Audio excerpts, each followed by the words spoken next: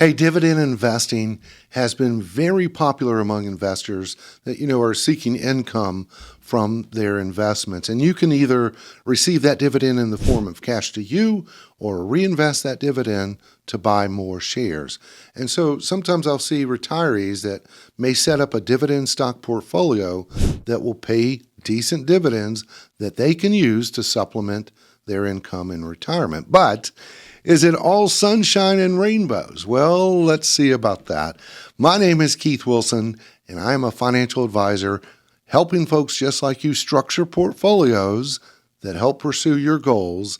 And in this video, I will be discussing both the pros and cons of dividend investing. Lightning strikes and then you're gonna know my name. Okay, let's get into the pros and cons of dividend investing. So what is it all about? When a company pays a dividend to its shareholders, they are essentially sharing the profits of the company with you. Now, not all companies do this. So, for example, Warren Buffett's Berkshire Hathaway has never paid a dividend, and the innovative Tesla has never paid a dividend. And this is because they feel the profits could be better used for expansion and growth instead of passing it along to the investors. For example, Warren Buffett once said, "You will benefit from us not paying dividends just as long as every dollar that we retain can produce more than a dollar in value and market value over time." But a lot of companies do pay a dividend. In fact, around 400 of the 500 companies represented in the S&P 500 pay a dividend. And many of these companies are household names you've heard of, like Coca-Cola, Johnson & Johnson, and Lowe's. Now, I got to back up. This is not a recommendation of those companies. I'm just using this as an example here. So let's start with the advantages of dividend investing. But hey, before we do, why not subscribe to the channel? Give this video a thumbs up. It really helps me get the information out there for others to see. Okay, one advantage is dividends can provide a pretty steady flow of income, and this could be most helpful for those in retirement. So retirees could simply receive that dividend in cash payments to them, which is usually on a quarterly basis, and that dividend amount would remain the same even if the share price drops. This could be helpful when markets go down, knowing your dividend will remain the same. So you see, the dividend is based on the amount of shares you own. If a company says they are paying $1 a share for every share you own, and you buy 1,000 shares, then your dividend amount would be $1,000. The lower the share price of the stock, then the more shares you could buy with the same dollar amount. And share price will dictate what kind of yield you get. For example, if a stock was paying $1 a share in dividend, and the share price was $50, then the yield would be 2%. Doesn't sound like a lot, but what if the share price dropped to $10? Then the yield would be 10%, making it more attractive. Now, of course, the company can change the dividend. We'll get into that more later. Now, what if you don't need the income? Then the dividend payment could be reinvested into that stock and essentially buying more shares of the stock. Think about that. You are buying additional shares of stock without reaching into your pocket. So this is creating passive income. Another advantage is the tax treatment of the dividends. So if you held the stock for 61 days within the 120-day period of the ex-dividend date, then it would be a qualified dividend, which would be taxed at a capital gains tax rate, which for most people, that would be 15%. Now, depending on your income, the qualified dividend could even be at 0%. Another pro for dividend investing is some companies actually raise their dividends. I'm thinking of companies like Chevron and Procter & Gamble, very well-known companies for doing this. They're good examples of this.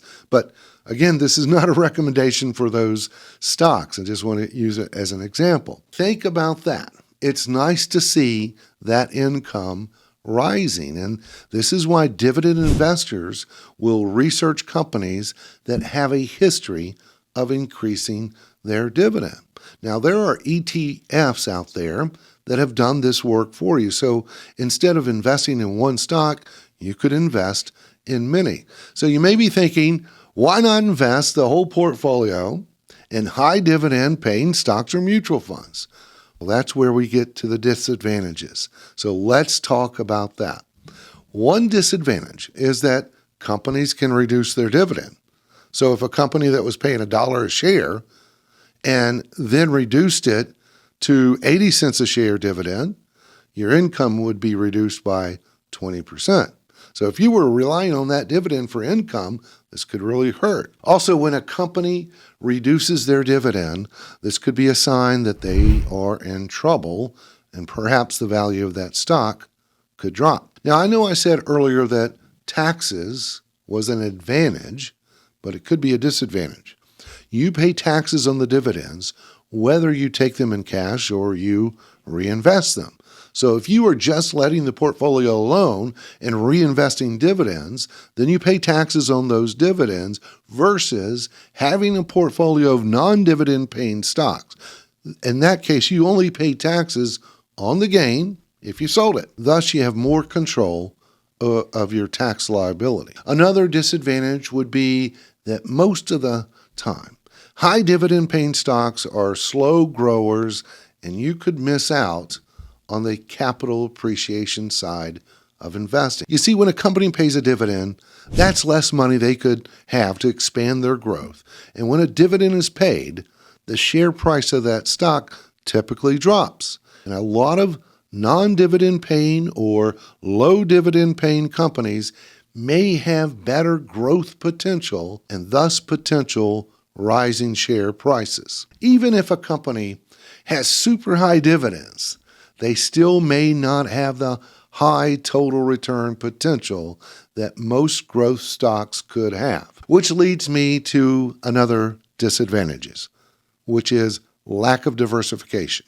According to Dividend.com, the oil and gas, as well as utility sector, has an average dividend yield of between 4 and 5%. That sounds pretty good, and you may be tempted to invest your portfolio in those sectors if you are seeking dividends. Well, this could be problematic as you would be concentrating in one sector of the economy. And 2023 is a good example of this. When we look at energy as a whole, compared with the S&P 500, energy was down 4.15%, while the S&P 500 was up 24%. So all of this is really, it's a balancing act, trying to put together a portfolio that meets your needs as well as your risk. And investing in dividends, hey, that takes some due diligence on your part and really requires a considerable amount of time and research, especially if you're investing in individual stocks. So I would encourage you, take the next step, speak with your financial advisor before implementing a dividend strategy. Hey, and if you would like to speak with me, check out the resources below. I'd be happy to talk with you about it. Anyway, hope this helps. Don't forget to subscribe, and we'll see you next time. If I don't know any limitation.